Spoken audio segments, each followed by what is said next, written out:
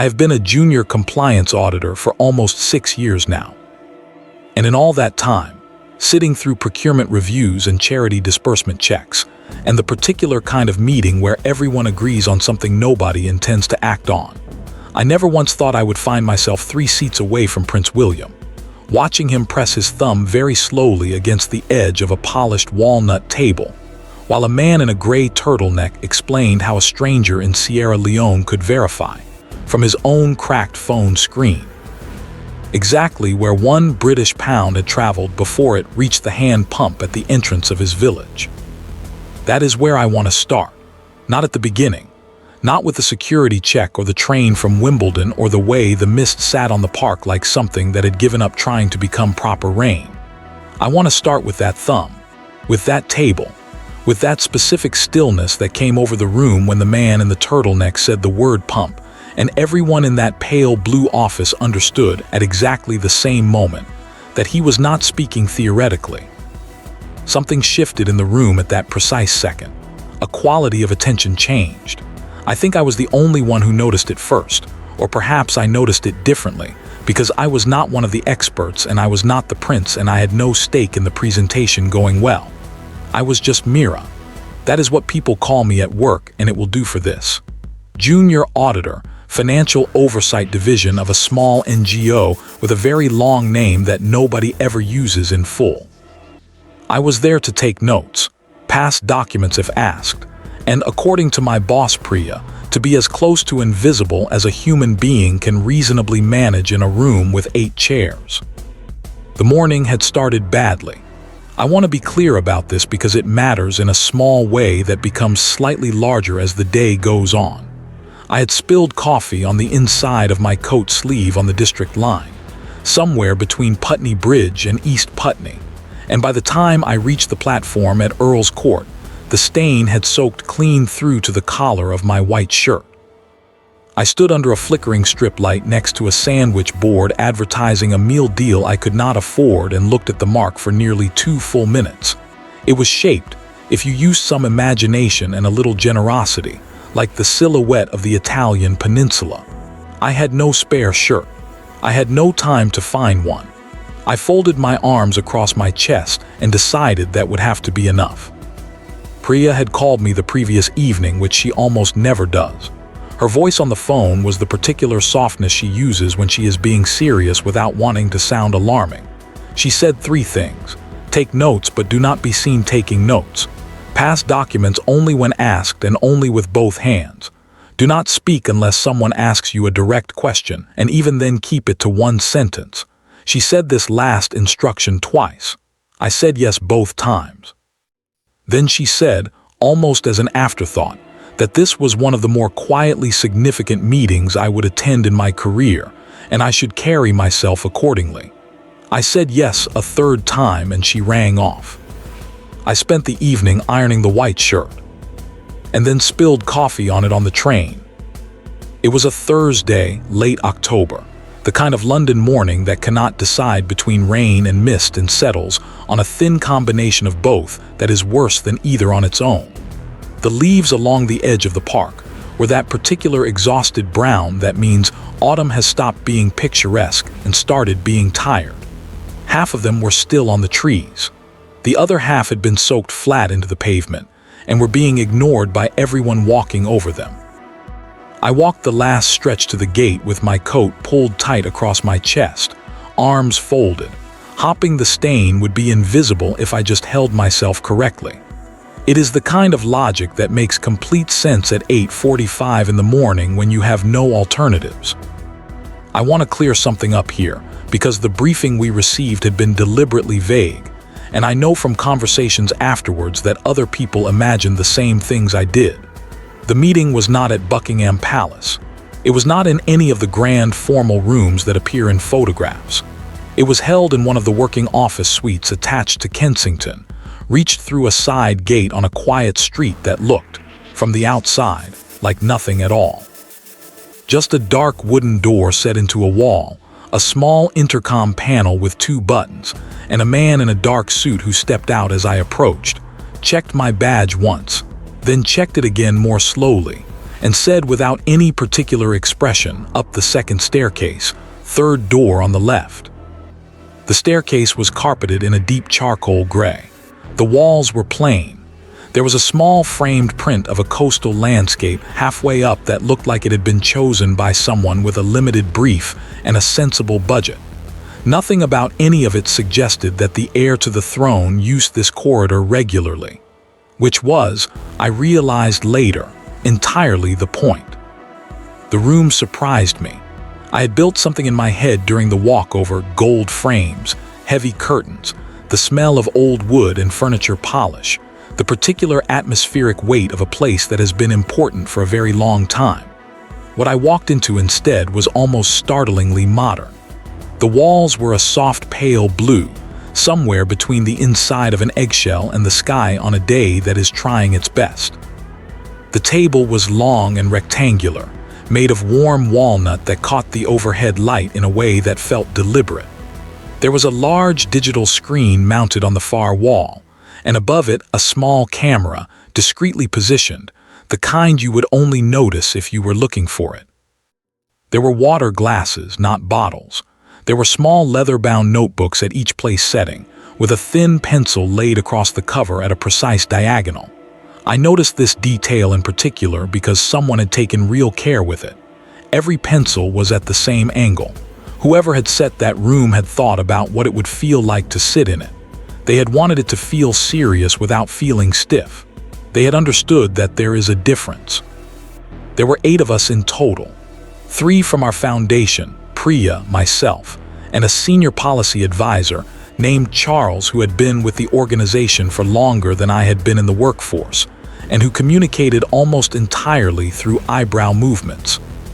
4 specialists from what the briefing had called the Ethical Fintech Working Group, though I learned during the meeting that this was a loose description covering people from 3 different organizations, one of whom was not strictly a fintech person at all. And then there was His Royal Highness, who had not yet arrived when I slipped into my seat along the wall, slightly behind Priya's left shoulder, in the position she had indicated with a small nod when I walked in. The 4 specialists were already there when I sat down. The man in the gray turtleneck was named Jonas.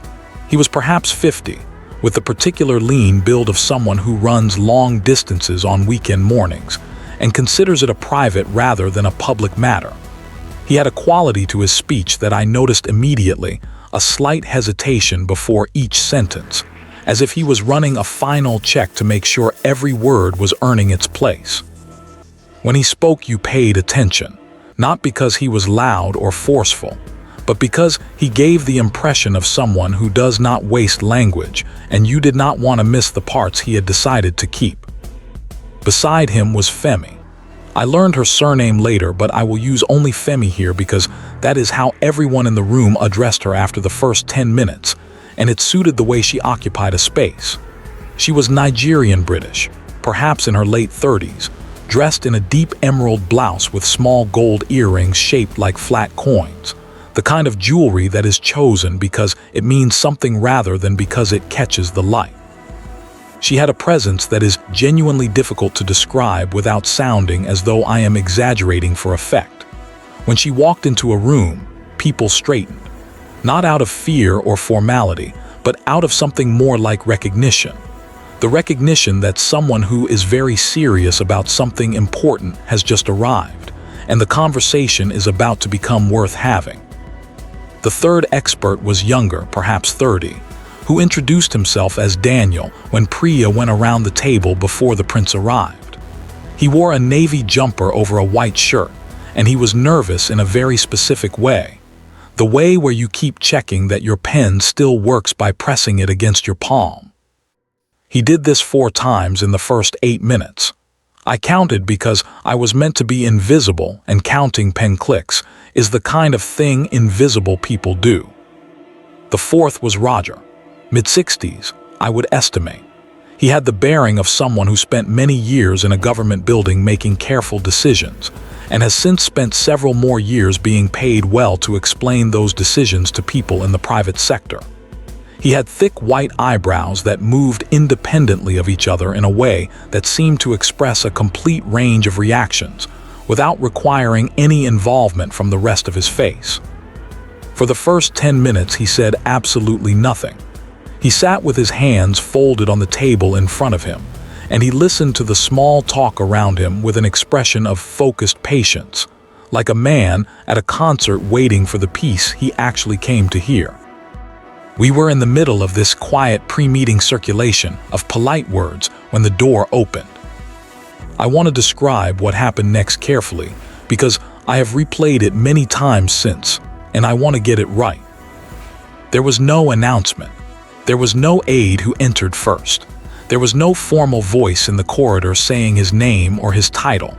The door simply opened with the ordinary sound of a door opening, and Prince William walked in. He was dressed in a dark navy suit with no tie, the collar button of his pale blue shirt left open in a way that read as deliberate rather than careless. He carried a slim folder under one arm and a pen in his other hand, closed, not yet in use. He smiled as he came through the door, the particular smile of someone who has entered a great many rooms and understood long ago that the smile is part of what makes the room function, a kind of social infrastructure he maintains on behalf of everyone present. It was a warm smile. It was also, if I am being precise, slightly tired in the way that all genuine smiles after a certain number of them become slightly tired. That did not make it less warm. It made it more honest. He said, and I remember the exact words because they were not what I had expected from a single cell of my body. "Sorry, I'm a few minutes late. The traffic on Kensington High Street was something else this morning." That was how he began, apologizing for traffic. Not a formal opening, not a statement of purpose, not even a particularly notable observation about traffic, which is always something else on Kensington High Street and has been for as long as anyone can remember. He said it the way anyone says it. A man who had been sitting in a car longer than he wanted to and was now here and wanted to get on with the reason he had come. He went around the table and shook every hand. He did this without being directed to it, without anyone suggesting it, with the ease of a person for whom this particular gesture has become as natural as breathing. When he reached me, I stood up. I stood up very fast, the way you do when you have been thinking about how to behave correctly for so long that when the moment arrives your body simply responds without consulting your brain. And the chair behind me scraped back against the floor with a sound that was not quiet. He laughed. It was a short, genuine laugh, not performed, not polite. He said, "Please sit down. You really don't need to do that for me." And then he shook my hand anyway. His grip was firm. He looked directly at me when he did it, not through me or past me the way busy, important people sometimes look at junior people in rooms, but at me for a full second before moving on. For that full second, I forgot entirely about the coffee stain on my shirt.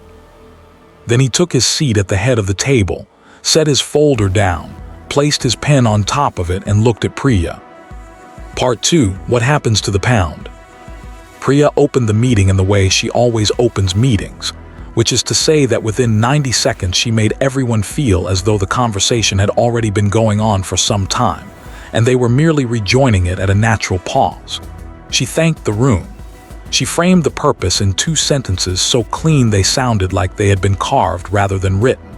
Then she gave the floor to Jonas with a small gesture of her hand that meant, "You have the thing we came here for.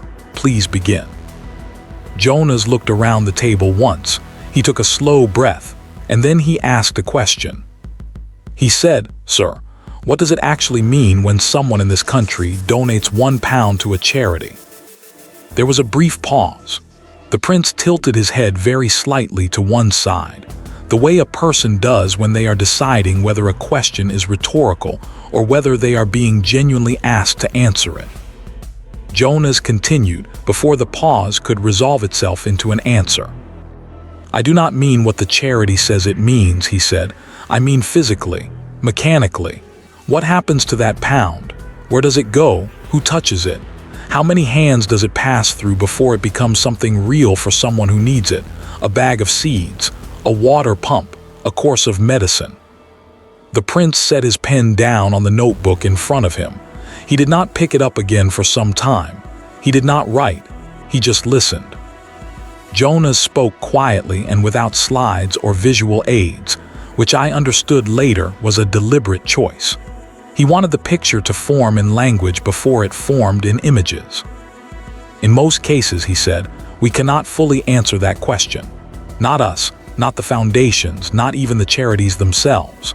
The pound enters a bank account.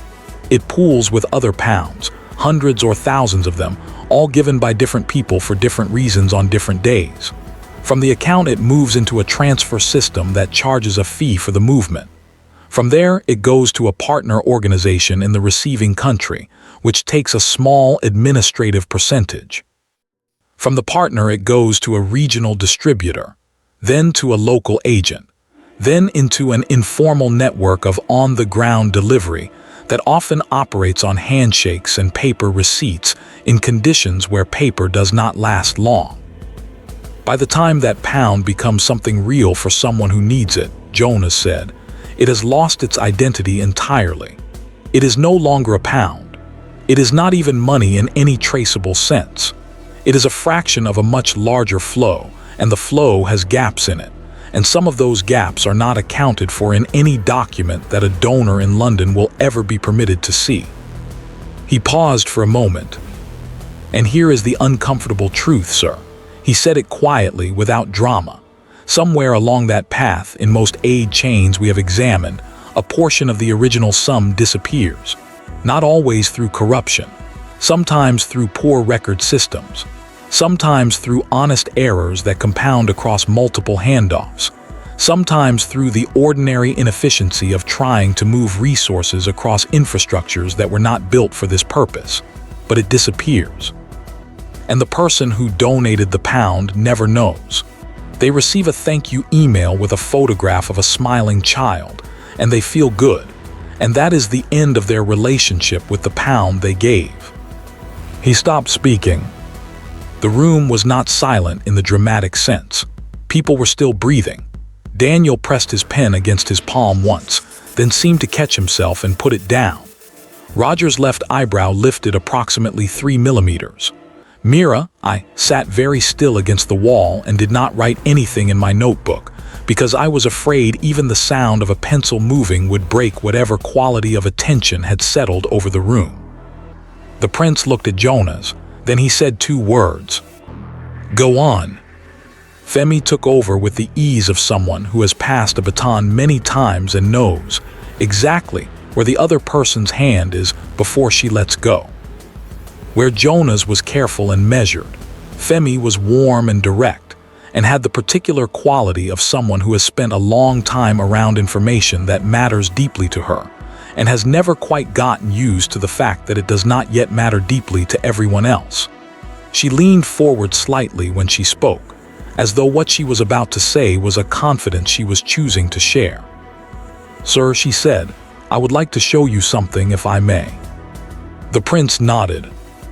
Daniel stood up immediately, as though he had been waiting for exactly this moment since he arrived, which he probably had. He crossed to the side of the table, connected a small device to a port set flush into the wood, and the screen on the far wall came alive. What appeared was not a presentation.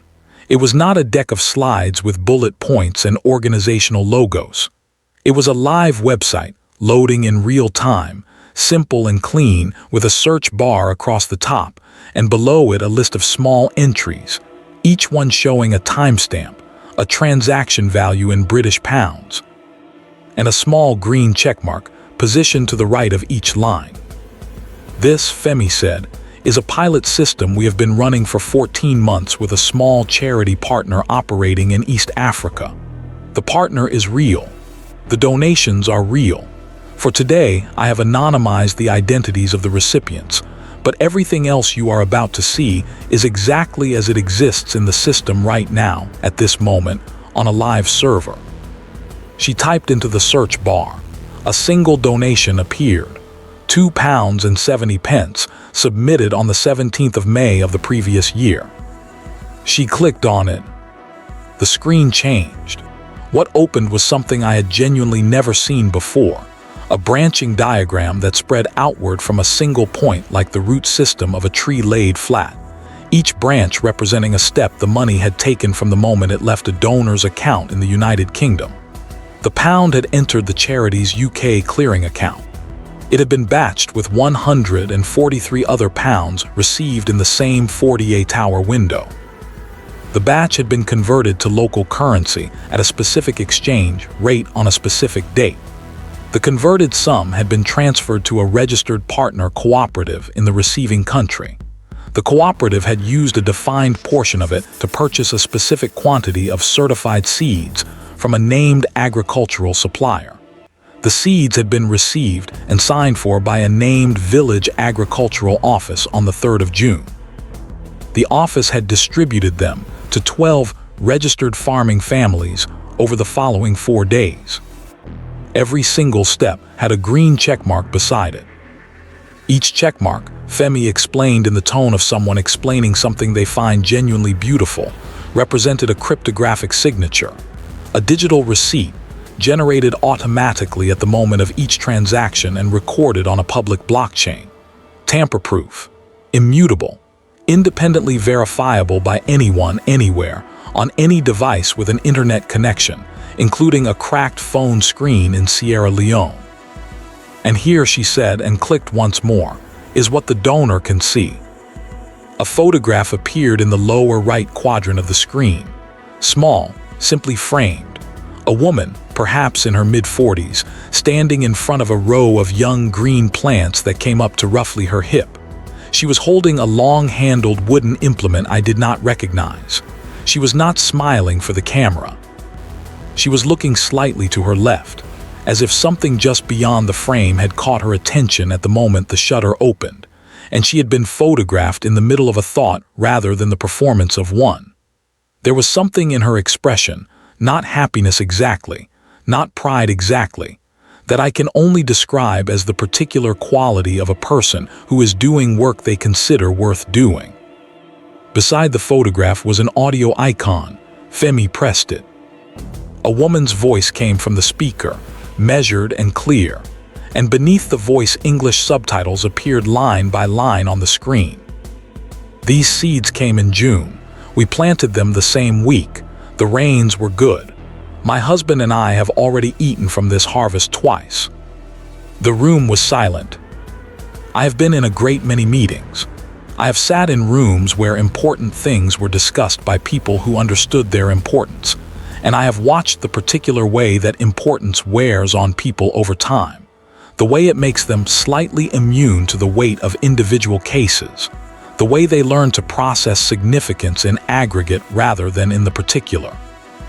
I have watched the moment in almost every meeting, somewhere past the halfway point, when a person checks a watch or shifts in a chair, or lets their eyes travel briefly to a window, not out of rudeness, but out of the ordinary human limitation of sustained attention. Nobody in that room moved. The prince leaned forward slowly. He looked at the photograph of the woman and her plants for what felt like a long time. Then he looked at Femi. He said, very quietly, "Can you go back to the beginning and show me again how the first pound enters this system?" Femi nodded. She started again from the top. And that was the moment I understood this was not going to be a 1-hour meeting, that the schedule Priya had printed and laminated and placed in my hands on the train platform, that morning was no longer the document that governed this room. Something else governed it now, something that had entered with the photograph of a woman who was not smiling for the camera, because she had not known she was being photographed, who was simply standing in her field in the middle of a thought, alive and specific, and real in a way that no aggregated disbursement figure on any spreadsheet I had ever audited had managed to be. There was something in the prince's face that I kept returning to as the afternoon went on. Not surprise. He was too composed for surprise, too long practiced in the art of receiving information without performing a reaction to it. It was something more like recognition. The particular look of a person who has been carrying a question for a long time without quite finding the language for it, and who has just heard someone else use words that fit it exactly. the look of a question finding its answer not with a bang, but with a quiet settling, the way a key turns in a lock it was made for. Part 3. The question that changed the room. Roger spoke for the first time. He cleared his throat in the deliberate way of a man who has spent decades using the clearing of his throat to signal that what follows is worth attending to. "Your Royal Highness, if I may," he said, "the technology that Femi has just shown you is not theoretical. It is not a pilot that requires another 5 years of development before it can be deployed at scale. It exists today. It works today. It has been working for 14 months in conditions that are considerably more challenging than the ones most comparable systems are tested in." He paused. His right eyebrow made a small movement. "The challenge has never really been the technology. The challenge has been the will." The prince looked at him. "The will of whom?" Roger smiled, briefly, in the way of someone who has been asked precisely the question he was hopping for. "Everyone, sir. The donors, who must want this level of transparency enough to choose charities that provide it over charities that do not. The charities themselves, who must be willing to open their operations to this degree of external verification, which some of them will find uncomfortable. The governments of the receiving countries, who must permit the kind of cross-border data movement this system requires. The local partners and distributors, who must agree to operate on a blockchain that makes every step they take visible to anyone who looks. And the recipients themselves, who must trust that their images and voices and stories will not be extracted from this system and used in ways they did not agree to." He set his hands flat on the table. "It is a question of culture and consent and institutional courage, sir, not code." The prince wrote something in his notebook, just a few words. I could not see what they were from where I was sitting. He did not look up immediately. When he did, his expression had shifted slightly into something more careful. "What about the recipients?" he said. The question came slowly, as if he was thinking it out as he spoke it. "What about that woman in the photograph? Did she choose to be part of this system? Does she know her face is on a website that anyone in the world can access? Does she derive any benefit from being in it? Or is she simply the evidence that makes donors feel their money was well spent? Is she a participant, or is she just being observed?" The room changed. I do not mean this dramatically. No one gasped. No one shifted suddenly in their seat. But there was a quality of stillness that came over the table that was different from the stillness that had preceded it. The earlier stillness had been the stillness of people watching something impressive. This was the stillness of people who had just been asked a question they needed to answer correctly and knew it. Femi paused before she spoke, not because she was searching for the answer. I understood later, when I thought about it carefully, that she had been hopping for this question, that she had built toward it, that the entire presentation had been arranged around the possibility that someone in the room would ask it, and that if that someone turned out to be the person at the head of the table, something could shift in a way it might not otherwise shift. "Sir," she said, "that is the most important question you could have asked in this room today, and with your permission, I would like Daniel to answer it." Daniel sat up. He clicked his pen once against his palm. He looked at it, seemed to recognize what he was doing, and set it down on the table in front of him, with a deliberateness that suggested he had decided to stop doing it. "Sir," he said, "every person who appears in our system, every recipient, every community participant, every person whose image or voice or story is recorded, has what we call a sovereign identity wallet. It is theirs. It lives on their phone. If they do not have a personal phone, it lives on a community device managed by a person they have chosen and trust. In most of the communities we work with, that means a teacher or a clinic nurse. Someone whose accountability to the community runs deeper than their accountability to us." He spoke carefully, and without any of the nervous pen clicking, which I noticed. "Through that wallet, they can see every single record that exists about them in our system. Every photograph, every voice note, every data point. They can choose individually and specifically what is visible to the public, what is visible only to the partner organization, and what is private entirely. They can delete anything. If they delete a photograph, it does not simply disappear from our front-end display. It is removed from every instance of the system, every cache, every mirror within 24 hours. We audit the deletions. We have deleted 43 records at recipients' requests in 14 months. We consider each deletion a sign the system is working. He paused. His voice when he continued was quieter. The woman you saw in that photograph came to our community session in her village. She was explained the system by a local facilitator in her own language. She was told exactly where her image would appear and who could see it. She gave explicit written consent using a process she could understand. She was paid a participation fee for her time, because her time is worth something, and we think it is important to say so in a concrete way. And she can withdraw everything, her image, her voice, her entire record at any moment for any reason with no requirement to explain herself to anyone. That is not a feature we added to the system. It is the architecture the system was built around. Because the easy thing, the thing every system before ours has done, is to treat the recipients as data, as evidence, as the human face on an institutional outcome. We decided from the beginning that we were not going to do that. The whole point of the system is that she is not the side effect of the transaction. She is the center of it. The donor and the charity and the blockchain and the cryptographic signatures all exist in service of her, not the other way around. Prince William looked at Daniel for a long time, long enough that I found myself watching the prince rather than Daniel, trying to read something in his expression. Then he said something I will carry with me for the rest of my professional life, and I suspect for a good deal of time beyond it. He said, "Then you have understood something that most of us in this field have spent decades getting wrong." He said it quietly. He said it without particular ceremony, but he said it in the tone of a man who means something precisely and has chosen words that fit what he means, and everyone in the room heard the weight behind the simplicity of it. Part 4, Tea, Biscuits, and What Comes Next. We broke shortly after that. Tea was brought in on a low trolley by a quietly efficient young man who set everything out on the side table and left without saying anything.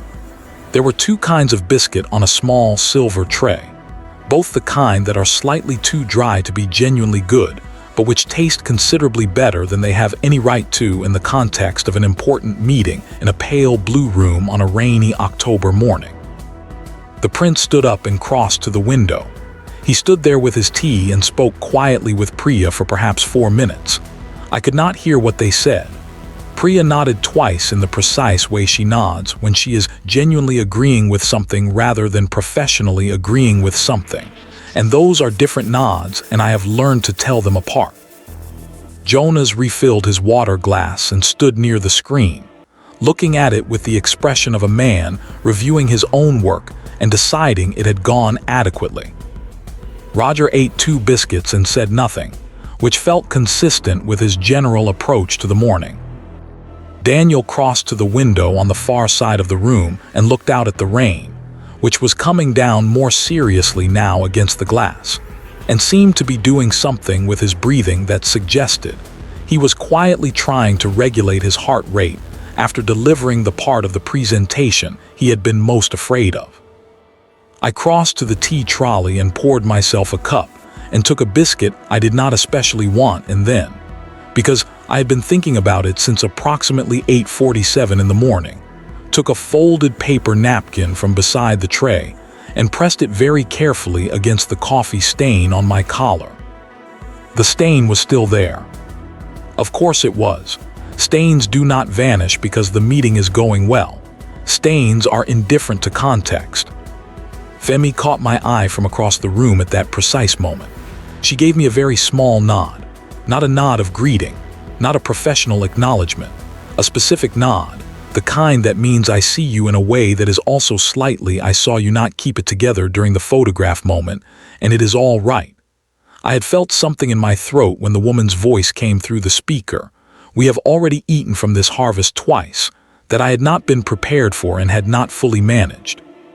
Femi had been watching the room rather than the screen at that moment, because Femi is the kind of person who watches the room, and she had seen what happened to my face.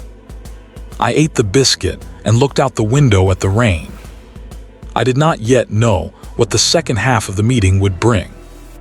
I did not know that the prince, settling back into his chair 20 minutes later, would ask a single question almost as an aside, almost as a thought he was finishing aloud rather than a formal inquiry, that would crack open something none of us had prepared a response to. I did not know that before the day was over the room would have stopped discussing technology entirely. That the blockchain and the cryptographic signatures and the sovereign identity wallets would recede into the background, and what would be left in the foreground would be a much older and much harder subject, which is trust. Not the technical architecture of trust, not the institutional incentive structures that enable or prevent trust, but the raw human question of what it actually means to trust something you cannot verify with your own hands. In a world that has given you considerable evidence that trust is frequently misplaced. I did not know that the person who would say the most important thing about that subject, in a room containing a prince and 4 world-class experts and a very senior program director, would be someone who was supposed to be invisible. Would be, in fact, someone with a coffee stain shaped like Italy on the collar of her white shirt, sitting slightly behind her boss's left shoulder, holding a pencil she had barely used and a leather notebook that was nearly empty. But that comes later. For now, the tea was warm. The rain came down softly against the tall windows. On the screen on the far wall, the pilot website was still open, still live, the green checkmarks still sitting quietly beside their transactions. And somewhere in a village in East Africa, a woman who had eaten from her harvest twice was going about the rest of her afternoon, entirely unaware that her face had just changed the quality of attention in a room in London. That is the thing I keep returning to. Not the prince's line, though I will keep that too. Not the blockchain diagram, though it was extraordinary. Not even the voice note, though it was the voice note that got me in the throat. What I keep returning to is this. She did not know. She was just living. And somehow, across all that distance, across the conversion fees and the partner cooperatives and the cryptographic signatures and the walnut table and the palace side gate, and the man who checked my badge twice, her ordinary life had landed in this room with enough weight to make a man who has seen almost everything go quiet for a long time and mean it when he spoke. £1.70 of it anyway. Verified, traced, accounted for. Hers.